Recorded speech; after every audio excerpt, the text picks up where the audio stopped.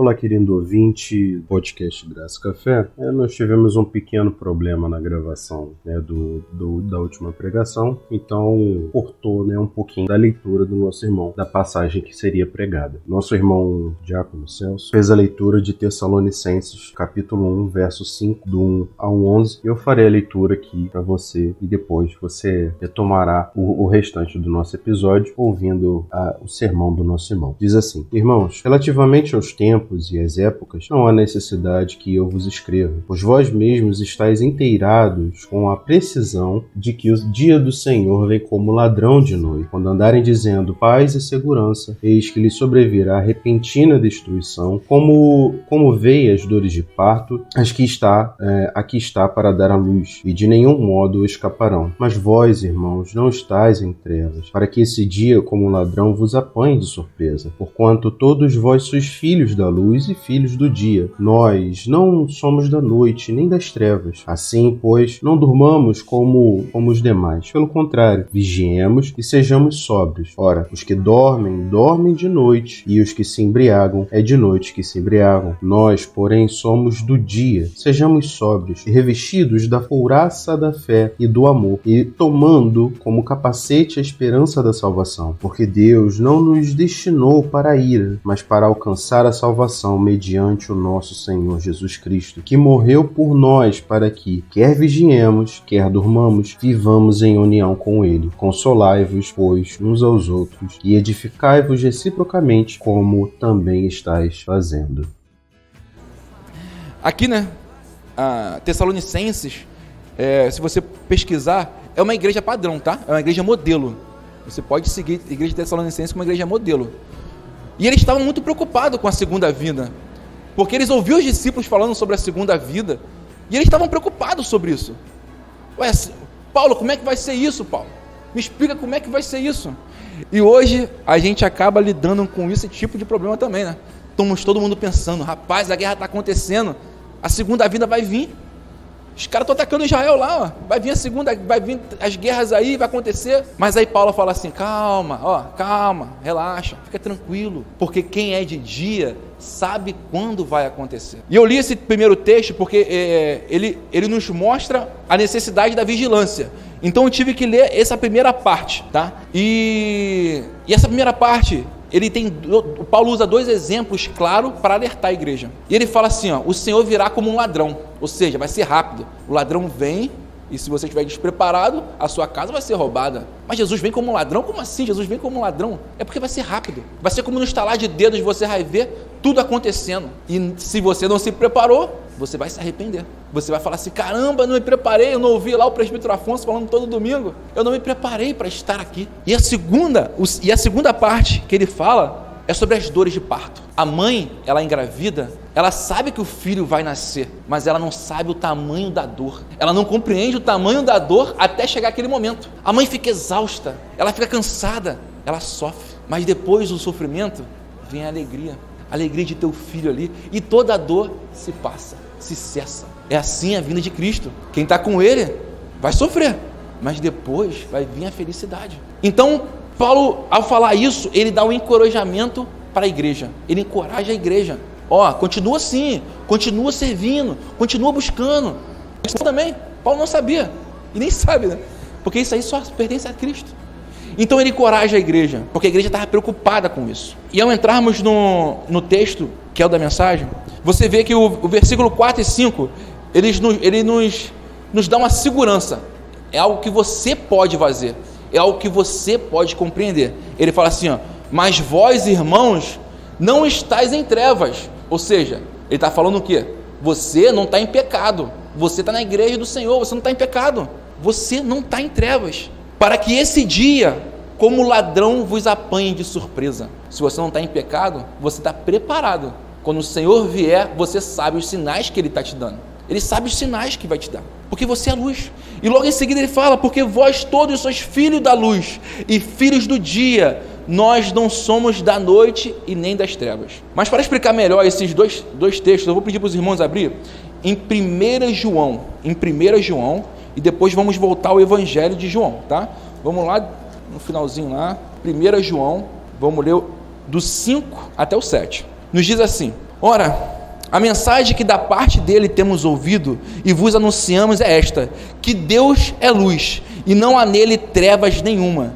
Se dissemos que mantemos comunhão com ele e andarmos nas trevas, mentimos e não praticamos a verdade. Se porém andarmos na luz, como ele está na luz, mantemos comunhão uns com os outros, e o sangue de Jesus, seu Filho, nos purifica de todo pecado. Ou seja, se você não pertence à noite, se você não pertence às trevas, você vai ter felicidade ao estar na casa do Senhor. Você vai vir com alegria, você vai vir louvar, porque você vai entender que o sangue dele foi que te curou, foi que te trouxe a vida. Porque sem o sangue de Cristo, irmãos, não tem como ter vida. A vida não existe. Ah, mas Celso, está tão difícil, a gente caminha na igreja, mas é problema em casa, é problema com isso, é problema com aquilo, é problema com saúde. Mas não é porque a gente tem a fé fraca e a gente não confia no que Deus pode fazer nas nossas vidas?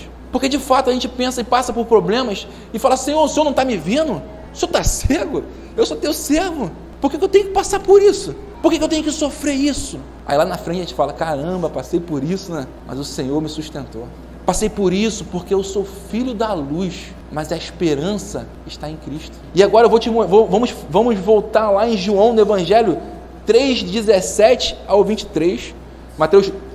João 3, versículo 17 ao 23. No Evangelho, tá, irmãos? Evangelho de João 3. Porque agora eu vou mostrar para os filhos que estão em trevas. Isso aqui é o próprio João escreveu, né? Mas são palavras de Jesus Cristo, tá? Que nos diz assim, porque Deus, 17, porquanto Deus enviou o seu Filho ao mundo, não para que julgasse o mundo, mas para que o mundo fosse salvo por ele. Quem nele crê não é julgado, o que não crê já está julgado, porquanto não crê no nome do unigênito Filho de Deus. O julgamento é este, que a luz veio ao mundo, e os homens amaram mais as trevas do que a luz, porque as suas obras eram más. Pois todo aquele que pratica o mal aborrece a luz e não se chega para a luz, a fim de não serem arguidas as suas obras. Quem pratica a verdade aproxima-se da luz, a fim de que as suas obras sejam manifestas, porque feitas em Deus. Até aqui só, até o 21. Então a gente vê aqui no 19 que os homens amaram mais as trevas do que a luz. É diferente isso? A Bíblia disse alguma mentira? Ou a gente está vivendo em guerras aí porque o pessoal quer? Ou você acha que o pessoal não tem o poder de destruir o planeta todo, rápido?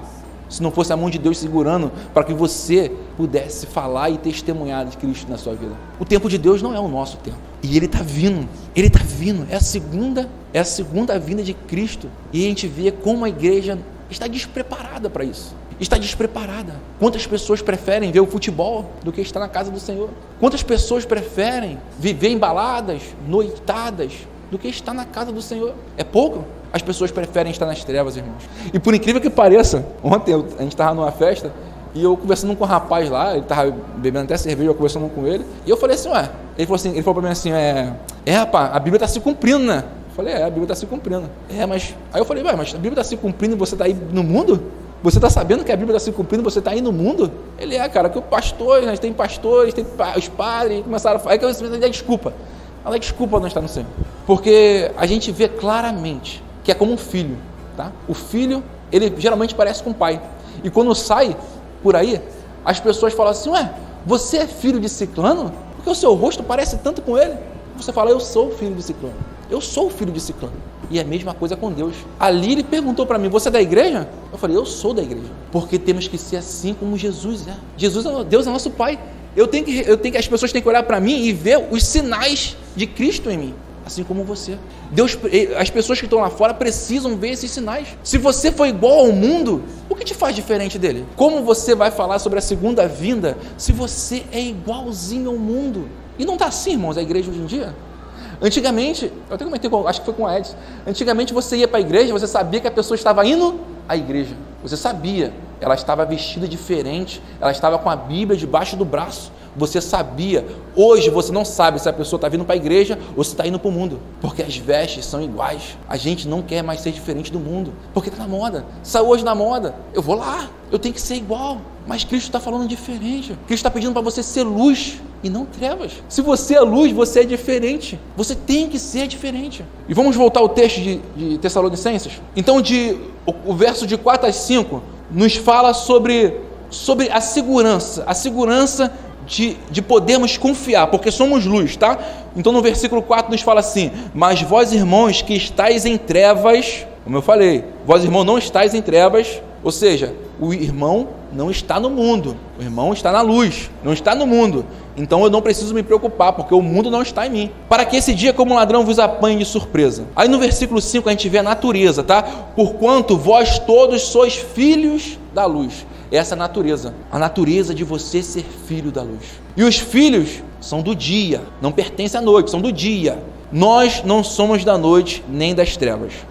Eu vou pular rapidinho para que depois eu explicar esse miolo. E no final aqui no versículo 10, 9, 10 e 11, aí ele fala sobre estarmos conectados, de estarmos fora, de estarmos conectados com Cristo, porque o sangue dele foi derramado, então eu agora estou conectado, levando os dias de hoje, a palavra, estamos conectados com Cristo. Se estamos conectados, a gente sabe os sinais que vão ser lançados. Se você está conectado com Jesus, se você vive para Jesus, se você vive para Deus, você sabe que a sua vida é diferente. Você busca, você ora, você tem esperança, como ele fala aqui, do capacete da esperança da salvação. Você confia, porque aqui foi algo sobrenatural, tá? Foi Deus que fez, não foi a gente. Aqui foi Deus que foi lá e derramou o seu sangue para cada um de nós. Então por isso estamos conectados a Ele. Mas o que nos dá o alerta é esse miolo aqui do texto. O miolo nos dá um alerta muito grande e que às vezes passa despercebido pela gente, que é o versículo dos 6 a 8, que fala assim: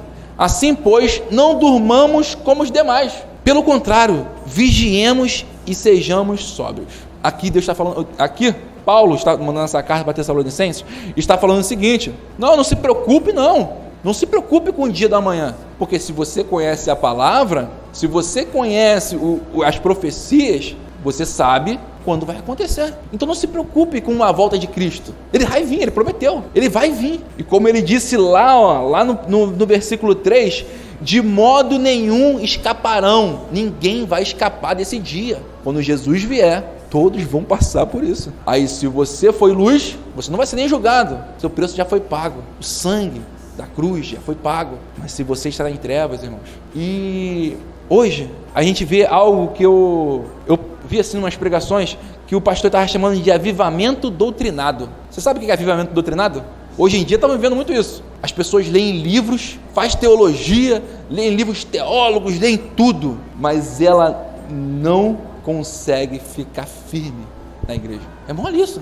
É um avivamento doutrinado. A pessoa lê, busca, mas ela tem muito conhecimento, mas não consegue viver o conhecimento. Não é verdade? A gente está lá no Instagram lá e está lá o texto grandão, como se a pessoa estivesse lendo a Bíblia também. Ela tira o texto lá e bota lá, mas não vive o que está ali. A igreja está fraca porque a gente não vive o Evangelho de Deus. Não estou generalizando, tá, gente? Que tem muita gente que vive o Evangelho de Deus. Tem muita gente que está ali o tempo todo buscando a santidade, buscando ficar mais próximo de Deus. Mas tem muita gente que vem aqui para o status. As pessoas estão buscando status. Eu vou lá porque meu avô me falou que antigamente era assim, e vai ser assim, então eu vou lá, faço uma presença. E se o pastor falar de prosperidade, então aí a igreja está lotada. Porque a gente pensa que aqui é aqui e ponto, o fim acabou. Mas não, o fim para a gente é o início das dores de parto. As dores de parto passam e a gente vai estar na glória com Cristo. E a nossa mente está sempre aqui, pensando no mundo.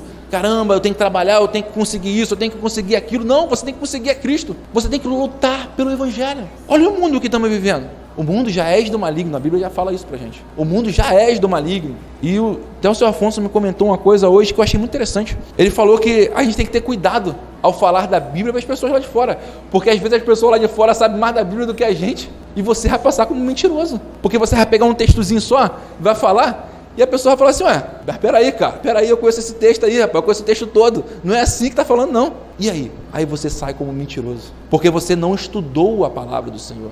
Você não guardou os seus mandamentos. E Ele pede para você fazer isso. Não sou eu não, tá, irmãos? A Bíblia nos fala isso. Se você ler, você vai ver que Jesus pede para você guardar os seus mandamentos. Porque como é que você vai pregar a Deus se você não conhece? Como é que você vai falar de Deus? Como é que você quer restaurar o seu lar? Como é que você quer fazer o acontecer? Viver o sobrenatural? Se você não lê a palavra do Senhor, o manual da vida, se você não conhece as profecias, como você vai saber estar em alerta? Opa, meu mestre está vindo. E eu vou te falar, irmãos, arrependei-vos, pois já está chegando a hora. Pode ser que demore mais 150 anos, pode ser que demore mais 200, pode ser amanhã. A pergunta é, você está preparado? Porque dias de lutas virão. Já estão aí, né? Já estão aí. Então quando as pessoas falam para você assim, ó, o fim do mundo já está acontecendo, já estamos vivendo o fim do mundo. Não estamos? Já vivemos Sodoma e Gomorra, irmãos. Não está igual não? Está diferente? Pra gente, irmãos, não importa. Quando será que Cristo vai vir? E sim, como? Porque eu tenho que estar preparado, eu tenho que estar em santidade, eu tenho que ser separado, eu tenho que ser luz, eu não posso ser trevas, eu não posso me embriagar. Então aqui, Paulo, quando fala aos Tessalonicenses, ele está falando isso. Vocês já vivem um padrão, vocês já estão na luz. Não se preocupe com o dia da manhã, não. Amanhã pertence a Cristo. Se preocupe com o hoje. Viva o hoje. Porque se você não viver o hoje, o amanhã pode ser tarde. Aí quando você vê o cavalo branco descendo lá de cima, com Jesus descendo junto, aí você vai descer, vai chorar, mas vai ser tarde. Aí já não adianta mais. Aí o futebol que você queria ver no domingo, e você chegou atrasado na igreja, não te salvou. A novela que você estava vendo lá, que você estava acompanhando, acabou. Aquele filme que você estava vendo lá, não existe mais. Se foi, porque o mundo acaba, mas a palavra de Deus permanece para sempre. O mundo vai acabar, mas Deus vai continuar. Ele vai continuar sendo Deus. E tem uma música que eu acho muito interessante, que ele fala assim, ó, e se Daniel, quando entrasse na cova dos leões, fosse comido por leões? Deus deixaria de ser Deus porque ele foi comido pelos leões? Não. E se Ananias entrasse lá dentro e tivesse medo de falar com Paulo, com Saulo na época? Se ele tivesse medo de falar com Saulo, não falasse ali de Deus, será que Saulo não seria convertido? Porque Saulo ficou sem enxergar, tá, irmão? Ele ficou 3 dias sem enxergar. Depois que ele viu ali acontecer a história para ele, ficou meio estreito para ele lá, ele temeu e falou assim, opa, não vou matar mais o cristão não, agora eu vou viver para Cristo. E as pessoas julgaram Saulo em todos os momentos. Tá maluco? Vou lá buscar esse cara que tá matando a gente? Esse cara aí matou a gente, vai deixar ele aqui na igreja? Tá doido, vai matar todo mundo. E Saulo estava aí para isso? Ele queria falar de Cristo. E isso fortificou cada vez mais Saulo. E ele virou Paulo. E hoje estamos falando de Paulo. Porque ele mudou a sua vida, porque ele entendeu. Cristo é quem salva. Ele entendeu que Cristo é o que faz acontecer. Ele entendeu que o mundo acabou, não pertence mais. Ele fala, meu viver é Cristo, meu morrer é lucro. Aí Deus vai falar para você, ide por todo mundo, pregar o evangelho, você está fazendo isso, você tem frutos na sua mão, você está pregando a palavra do Senhor, você está buscando, ou você está com medo, se acovardando, ficando ali quietinho. A igreja precisa acordar, assim como o João Batista chegava lá e ficava, arrependei-vos. Os caras falavam, esse cara é maluco, arrependei-vos de quê? Os nossos irmãos fizeram história, viveram o extraordinário, e Deus quer que você viva o extraordinário também, por bem ou por mal, se for difícil ou fácil, mas na verdade não vai ser fácil não, tá? Vai ser muito difícil, viver para Cristo é muito difícil, negar o seu eu é muito difícil, o nosso orgulho é muito alto, é muito grande, então não devemos dormir, não devemos passar do ponto. Temos a oportunidade de ler a Bíblia, mas preferimos ficar lá. Temos a oportunidade de ver, eu fico assim me cobrando às vezes que minha esposa me cobra, pô, tua filha tá crescendo, tá no telefone, cara. Mas é verdade. A vida passa como um sopro. Daqui a pouco as crianças estão grandonas. E a vida se foi. A vida é um sopro. A gente tem que vir para a casa do Senhor e falar assim, Senhor, eu quero adorar o Espírito em verdade. Que se exploda o mundo. Pode estar em guerra, pode estar o que for. Porque, as pessoas estão lá em Israel, lá sofrendo. E você acha que eles estão reunidos como? Hoje, no domingo. Será que eles estão reunidos? Ou será que muitos deles correram e falaram, opa, não, estamos em guerra, tá doido? Vou ficar aí na igreja nada? Como será? Porque eles estão vivendo aterrorizados. A gente daqui só ouve falar disso. Lá na Rússia, na Ucrânia também estão. Os nossos irmãos lá, como é que estão adorando o nosso Senhor? Tu acha que ele pode ficar no microfone falando para as pessoas ficarem ouvindo e sabendo onde eles estão? Ou será que eles estão dentro de um buraco lá, pegando a página assim, ó? Porque lá na Coreia do Norte é assim, tá? Não pode entrar a Bíblia, não.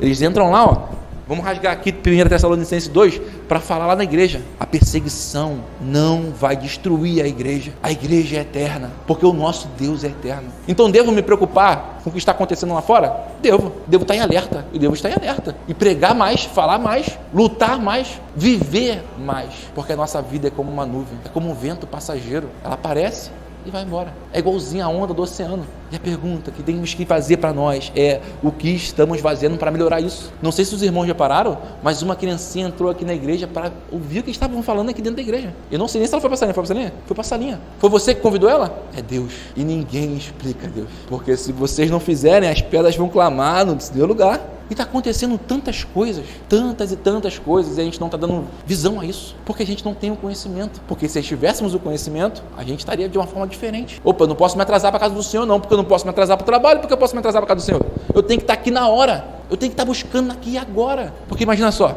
aqui é a arca, os animais estão vindo. Aí Deus vem e você está em casa vendo jogo de futebol ainda. Ou você está em casa vendo novela, ou você está em casa vendo negócio. E Deus veio, levou a igreja.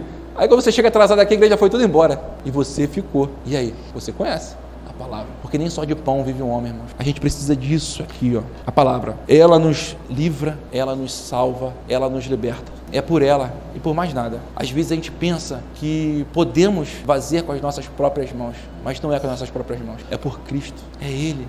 É para Ele. E nessa noite eu queria que você pensasse sobre isso. Que você fosse sair daqui pensando sobre isso. Quais são os frutos que estão na minha mão? Porque o meu Deus já está vindo. Eu vou viver na glória. Ou não. Ou você vive nas trevas. Ou você não é luz. Você acha que está aqui, mas você está vivendo um avivamento doutrinado. Você consegue ler, você consegue entender, mas não consegue viver o que Deus tem feito na sua vida. Porque Deus te convida a viver o extraordinário. E não é fácil não, tá? Todos os discípulos sofreram muito. E eles demoraram muito, tá? Eles demoraram a entender que Deus é Deus. E quando Jesus morreu e voltou para ele lá, o que Tomé falou? Não é nele não, rapaz, tá maluco? Nele não. Eu só vou crer se eu ver. Estamos assim? Eu só vou crer se eu ver algum irmão entrar endemoniado aqui dentro, alguma coisa acontecendo, o irmão falando em línguas, eu só vou crer se for assim? Pense, reflita, porque o maior milagre que Deus pôde fazer na sua vida é te dar a salvação, é te perdoar todos os seus pecados, e é Ele te reconhecer, e o seu nome está escrito no livro da vida. Isso que importa. O resto vai passar, o seu trabalho vai passar, a sua casa vai passar. Se a gente deixar a casa um ano sem mexer na casa, a casa começa a quebrar todinha, sozinha, sem ninguém mexer. A minha tá lá, minha esposa fica falando, pô, tem que arrumar isso aqui, mas é assim a vida. Se você não buscar as boas novas, você se destrói por dentro, porque o bem que a gente quer fazer a gente não consegue, mas o mal ele está sempre diante de nós. Amém? Essa é a mensagem que eu queria deixar para os irmãos hoje, tá? Agradecer aí pela oportunidade também. Eu não estou acostumado a pregar, irmãos, eu estou aqui nervoso, mas Deus sabe todas as coisas. Vai aprender, com certeza.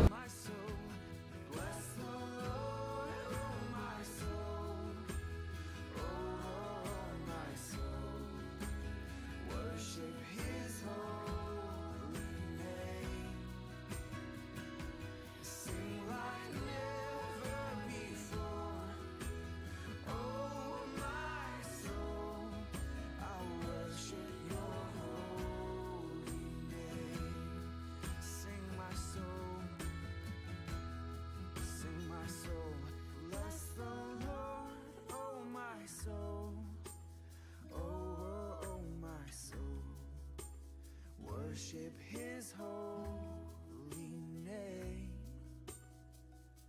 Sing like never before. Oh my soul, I worship your holy name.